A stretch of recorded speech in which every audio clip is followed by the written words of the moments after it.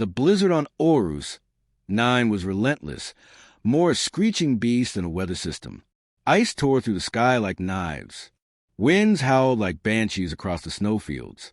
Derek was regretting his detour through this uncharted moon, but the beacon had been too strange to ignore, an emergency distress signal, pinging from somewhere it absolutely shouldn't be. His ship, the Wayfarer, was parked inside a shallow cave. It barely shielded him from the icy chaos outside.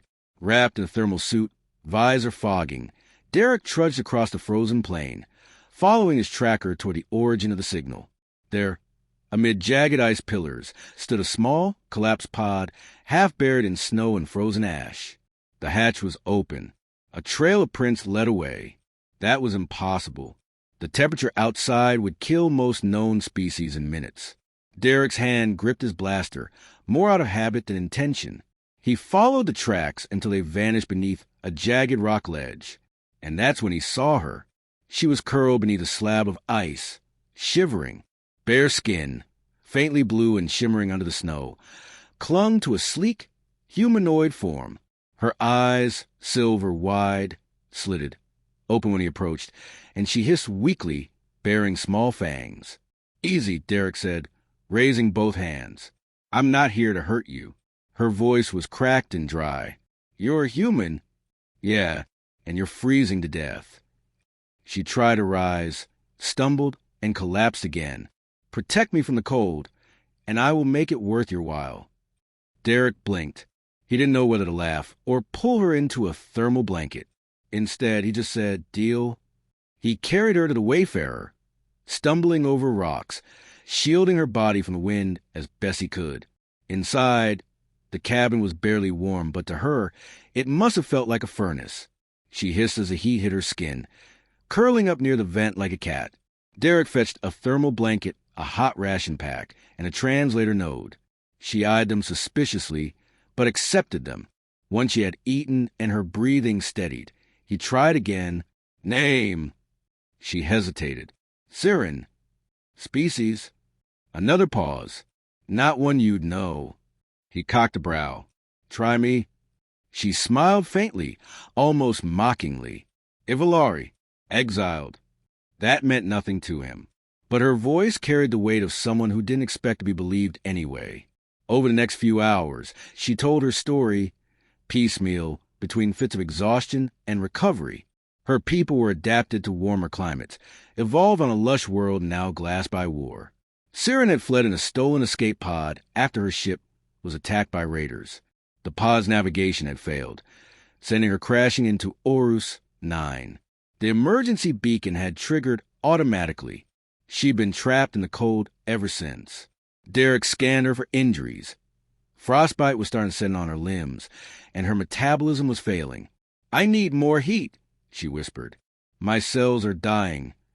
He thought fast. The ship's core wasn't strong enough to radiate extra warmth through the whole hull. But the maintenance crawl space near the engine coil? That would work. He jury-rigged a bed of thermal blankets and heating pads, guided her inside, and sealed the hatch. Heat radiated from the glowing pipes. Siren's skin flushed darker blue as warmth returned. She looked at him and gave a slow nod. "You kept your word, human." Derek half smiled, still waiting for the reward part. Siren smirked. "You'll know when you've earned it." The storm raged for 3 more days. During that time, Siren grew stronger. She explored the ship in silence, walking gracefully despite the confined space. Her eyes lingered on the stars through the viewport, as if searching for something lost. Derek tried not to stare when she stood too close, her heat-warmed skin glowing softly in the dim light. He asked once, "Why were you exiled?" She didn't answer immediately.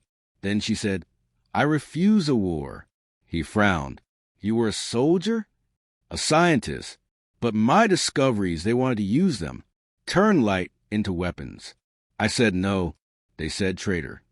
Derek understood more than he wanted to. Yeah, people don't like being told no. On the 4th night, the storm broke, and so did the silence. A ship was descending. Not a rescue ship. It was the same raider signature Siren had described. They must have picked up her distress signal. Derek's blood ran cold. "How do they track you?" Siren's expression was tight. They planted a beacon on me, under the skin. Derek cursed. Where? She pointed to her lower back. Small, like a thorn. He grabbed his medkit, hesitated. This is gonna hurt. She looked at him, unblinking. Do it. The incision was fast. The device was removed and tossed into a heating coil, where it hissed and melted. But it was too late. The ship was already landing. Derek prepped his weapons. The Wayfarer wasn't a combat ship, but he had a few surprises. Plasma charges, EMP darts, one heavily modified turret. Siren stood beside him. You saved me, she said. Now I fight with you. You sure? Derek asked. She bared her fangs. I said I'd make it worth your while. The battle was brutal and fast. The raiders expected a frozen corpse, not resistance. Derek's turret took out the first boarding party before they cleared the ramp. Siren moved like fire and shadow, darting, striking, vanishing. She was faster than anything he'd seen. Her claws glowed with bioluminescent energy, and when she touched one of the pirates, his armor shorted out like he'd been struck by lightning. They fought back to back, bodies steaming in the cold air. Smoke rose from the snow. When it was over, only Derek and Siren were still standing. She was breathing hard. So was he. She turned to him. You are not like the others. Derek smirked. Flattery. That's the reward. No, she said, stepping closer. The reward is this. She placed her hand on his chest. Light pulsed, and then images, visions, memories, knowledge. A flood of alien understanding crashed into his mind. Star charts, hidden systems, forgotten technology, energy synthesis, Ivalari's secrets buried for eons. Derek gasped. Siren withdrew her hand. You saved a dying exile, she said. Now you carry our legacy. He stared at her. Why me? Because you didn't ask for anything. Derek looked out at the cratered snowfield, the dead raiders, and then back at the alien woman glowing softly in his ship's corridor. Well, he said, I was kind of hoping for a thank you kiss. Siren tilted her head. I can do better. 2 days later, the Wayfarer left Orus, 9 behind. A new course plotted, a new partnership forged. And somewhere in the galaxy, stars waited to be lit again by knowledge once lost, now carried by a human and the woman who rewarded him with far more than warmth. She gave him purpose. And maybe, just maybe, something like love.